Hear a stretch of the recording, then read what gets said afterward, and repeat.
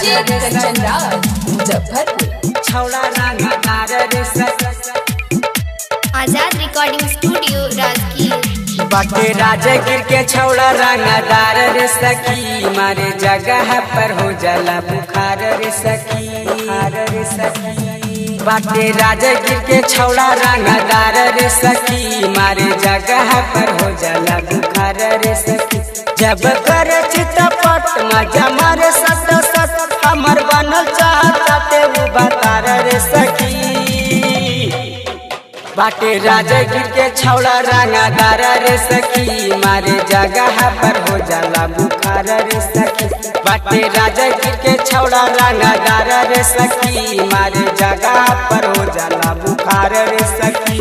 बाटे राजगीर के छौड़ा रंगदार रे सखी, मारे जगह पर हो जाला बुखार रे सखी। डीजे कंचन राज मुजफ्फरपुर आजाद रिकॉर्डिंग स्टूडियो राजगीर।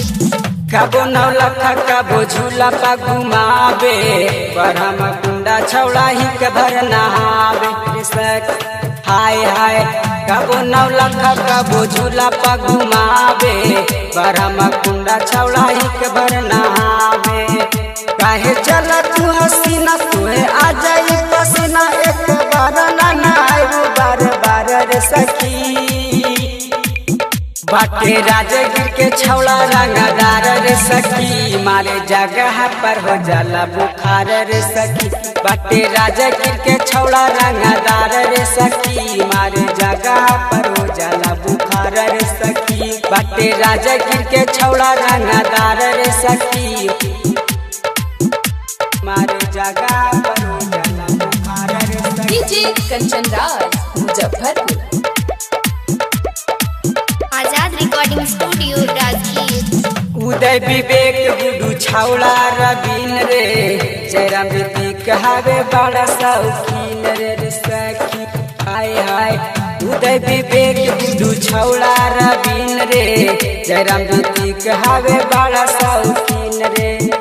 कैसन बाटे उरे मरद गते गते देला दर्द, कैसन बाटे उरे मरद गते गते देला दर्द। कहानी तो रस समाचार रे सखी।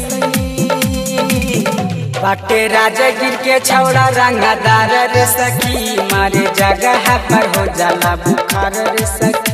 बाटे राजगीर के छौड़ा रंगदार रे सखी, मारे जगह पर हो जाला बुखार